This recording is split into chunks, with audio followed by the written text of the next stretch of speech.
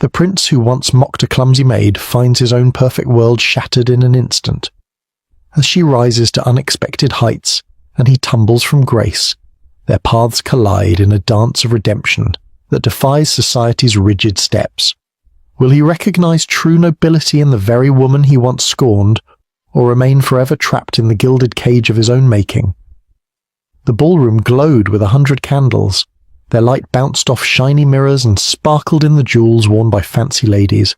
Prince Edward stood tall at the edge of the room. His clean, black suit and perfect hair made many mothers and their daughters look his way with hope in their eyes. "You look bored, Edward," said his old friend James, walking up with 2 small glasses of golden drink. "The most wanted man in the land should smile more at his own party." Edward took the drink and gave a small smile that didn't reach his eyes. "One must be proper, James. Too much feeling is for common folk." His eyes moved to Lady Arabella, the woman he was to marry. She walked among the guests with smooth, perfect steps. Their marriage would join 2 old family names and much money, just as it should be.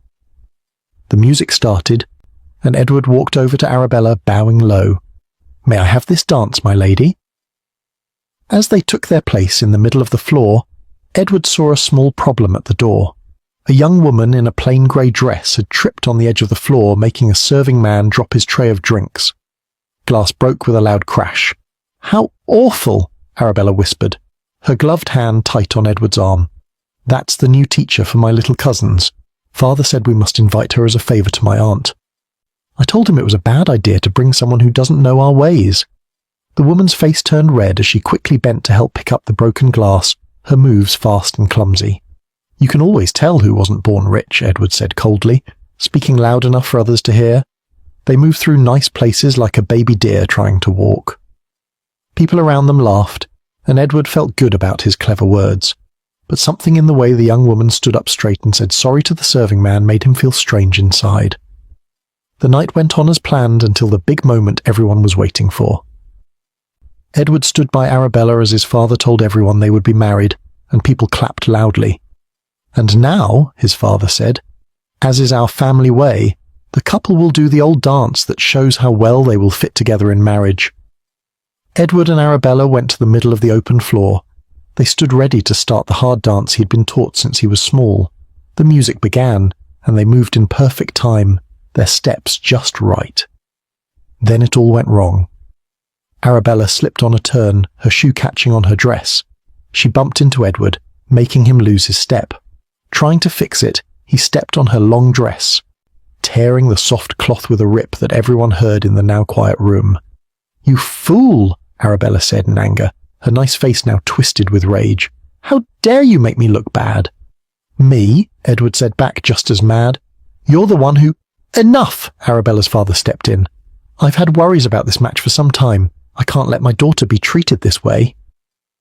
Edward watched in shock as her father took back his okay for the marriage, saying Edward had a bad nature and no proper manners. The watching people whispered with surprise and hidden joy at the growing problem. With his future broken in one moment, Edward gave a perfect bow and walked with slow, steady steps out of the ballroom. His face showed nothing, even as his world fell apart. The old stone house sat on the edge of a cliff by the sea. Wind and rain had turned the rocks dark over many years. Edward's Aunt Agatha, a never-married lady of 70 years who did things her own way, gave Edward a warm welcome. "So the fancy world has let you down at last, just like it did to me long ago," she said as they drank tea in her bookroom, where books filled every shelf instead of pretty things. "Maybe now you'll find something that really matters." In the days that came, Edward made a new way of living. He woke up when the sun rose to walk on the windy cliffs. Then he spent hours in Agatha's amazing bookroom, finding books about big ideas, science, and stories that no one thought a man like him needed to know. "You read like you're very hungry," Agatha said one night, finding him deep in a book of old thoughts. "Has no one ever fed your mind before?" "I was taught what I needed to know to take care of a land and talk to rich people," Edward said without looking up. "Nothing else was thought important." "Important to who?" Agatha asked, and for once Edward had no quick answer. 3 months into his time away from the city, Agatha told him she wanted to have a small party. "Nothing like your London balls," she promised. "Just a few people with good minds from round here. the doctor who has been to far places, the churchman who has some new ideas, and a visiting teacher who is studying old ruins along the shore. Edward didn't want to go, but he found himself having the best talks he'd had in years. It was the teacher, Miss Helena Foster, who really caught his eye. A woman about 30, whose bright eyes and smart words about old cities showed she knew a lot. "You talk like someone who has seen these old places," Edward said as they talked about some old baths. "I've spent much time there," she said. "My father dug up old things and thought girls should learn just like boys. He taught me everything." "How lucky for you," Edward said, and he meant it. Over the next few weeks, Edward saw Miss Foster often, at the ruins she was studying in the small bookshop, on walks by the sea. Each time they met, he liked her quick mind and real ways more. "You move different here than you did in London," she said one day, as they looked at an old bit of coloured floor. "Less stiff but more graceful." Edward looked up fast. "You were in London? We met before?" Helena smiled with no meanness. "For a short time, at your party. I came with Lady Winterton, who asked me to look at some old things her family had. I was the clumsy teacher who dropped the tray." Edward's face got hot with shame. "You heard what I said." "I did." She looked right at him. "It wasn't nice, but it didn't matter much. We all say bad things sometimes." "Not you, I think," Edward said softly. "I have learned that words are important," she said simply. "Now, see how the light hits these little stones just right." As the leaves fell and the air got cold, Edward found himself wanting to be near Helena more and more. They went to an old castle together, talking about King Arthur as the sea crashed on rocks below them. They spent afternoons in the village book place, where Helena was helping to sort some very old papers just found. They went to hear a talk about stars, and afterwards stood on a high place talking about if people might live on faraway worlds. "You have changed since you came here," Aunt Agatha said one night, as Edward came back from walking Helena home. "You stand taller. But you move more easily. You talk about real things now, not just empty nice words." "Maybe I'm finally getting to know myself," Edward said, thinking hard, "instead of just being who I was told to be when I was born." Spring came with a letter marked with the Winterton family sign. Lord Winterton wrote that he wanted to fix old problems and asked to meet in the city of Bath, where the Wintertons were taking special water for their health. "You don't have to go," Aunt Agatha said, seeing Edward's worried face. "I think I must," he said after thinking about it. "Not to get back together, but to end things right. I can't fully start my new life until I finish with my old one." Bath's pretty rows of houses and fancy water rooms seemed like they were from another life, as Edward walked to the meeting place. He found Lord Winterton and Arabella waiting in a small room, both looking at him with cold eyes. "You look wild," Arabella said, her perfect face showing she didn't like what she saw. "The country air is good for me," Edward said calmly. Lord Winterton made a noise in his throat. "New things have made us think again about how we sadly broke apart. The Earl has stopped wanting to marry Arabella, putting us in a hard spot. Since our families know each other so well, we might say you two are back together." Edward looked at them both, seeing for the first time how they only cared about getting ahead. "Thank you for thinking of me," he said carefully, "but I must say no." "No?" Arabella's calm face slipped for a moment. "Why?" "Because we would make each other very sad," Edward said kindly. "We never really saw each other, Arabella. We only saw what good things would come if we got married."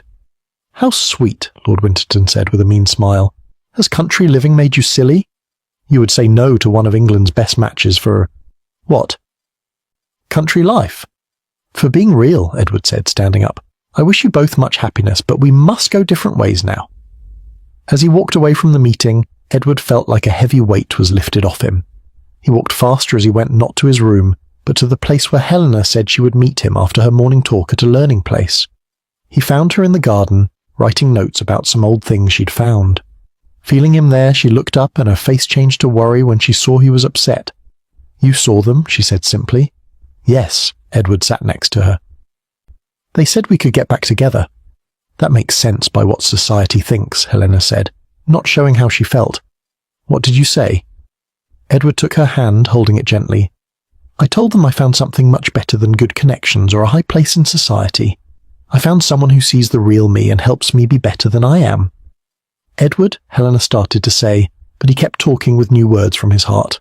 "I have learned more about being brave by watching you live your own way than from all my years with so-called noble people. If you could think about a future with a changed man who is just starting to find his true voice, I would be so happy." Helena's smile lit up her whole face. "I have always liked real works in progress better than perfect copies," she said, turning her hand to hold his. Edward felt his heart swell like it might burst. For the first time, he wasn't playing a part in someone else's story. He was living his own, and it felt more right than anything before. The weight of who he was supposed to be fell away, leaving just the man he wanted to become. Together they walked through the garden, making plans not based on what others expected, but on what would bring them both joy. Edward knew some would call him a fool for turning away from his old life, but as he looked at Helena, her eyes bright with dreams they now shared, he knew he had made the only choice that mattered. What looked like the end of his path had only been a turn toward a better road, one where he walked beside someone who saw his true worth. The wedding at the old church by Aunt Agatha's house looked nothing like the big party that was planned at Edward's family home. Instead of hundreds of rich guests, only 12 people watched them get married. Aunt Agatha, smiling big, Helena's teacher friends, the local churchman and doctor, and a few village people who had become real friends. Edward stood at the front of the church, not in fancy wedding clothes, but in a simple, dark suit, watching with wonder as Helena walked toward him in a dress of deep blue, holding wild flowers picked from the cliff tops. The words they said to each other, written together over long nights of good talks, spoke not of owning each other, but of being partners and growing together. "I take you not as something I own, but as my equal," Edward promised, his voice strong and true. "I will honor your own path even as we build a life together, value your mind as much as your heart, and walk beside you, not in front or behind you." Helena's answer was just as strong. "I choose you freely, knowing both what you do well and what you don't.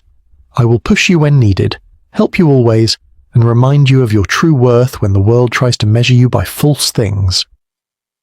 3 months later, they stood together on a big boat going to Athens, where Helena had been given a good job looking at newly found old things at a big museum, and Edward would keep studying old ideas about life. "Are you sure you won't miss England?" Helena asked as the land got smaller behind them. "I have with me all that matters," Edward said, his arm around her waist. "The rest was just a stage for a play where I didn't belong. Their home in Athens, a sunny set of rooms near old ruins, quickly became a place where smart people, artists, and travellers from all over Europe would meet. Edward found himself doing well in this mix of people, his natural way with others, and growing knowledge making him someone people wanted to talk to, not just a rich man's son. 6 months after they came, Edward sat at his desk finishing a paper about old ideas that a big school had asked him to write, his first real work as a thinker. Helena came in from the sunny porch where she had been looking at a piece of old pot in the clear light. "A letter from your father," she said, putting it by his work. "The 3rd this month." Edward smiled a little sadly. "He still wants us to come back. This letter talks about my family duty, and how I'm wasting my good blood and learning on foreign things." "And what will you tell him?" Helena asked, though she knew already. "The same as before, I am doing work that matters, with people who care about real things and sharing my life with the best woman in the world. I have found something better than just getting what my father owns when he dies." Standing up from his desk, Edward joined Helena on the porch. Below them, the old city was full of life, while far away, the high hill with old temples on it stood in golden afternoon light. "Do you ever think about that night at the big party?" Helena asked, "when all your plans fell apart?" Edward thought hard about her question. "I think of it as the time I began to live for real. What seemed like being shamed in front of everyone was really being set free." He turned to look right at her. "You saw the real me even then, when I was at my worst." "I saw what you could be," Helena said gently, "just like I see what you are now." As the sun went down over Athens, Edward thought that his best luck had come looking like bad luck, teaching him that being truly noble had nothing to do with family names and everything to do with how you act. In losing the life others planned for him, he had found one much better, and in the woman he once called Clumsy, he had found more grace than he ever knew before.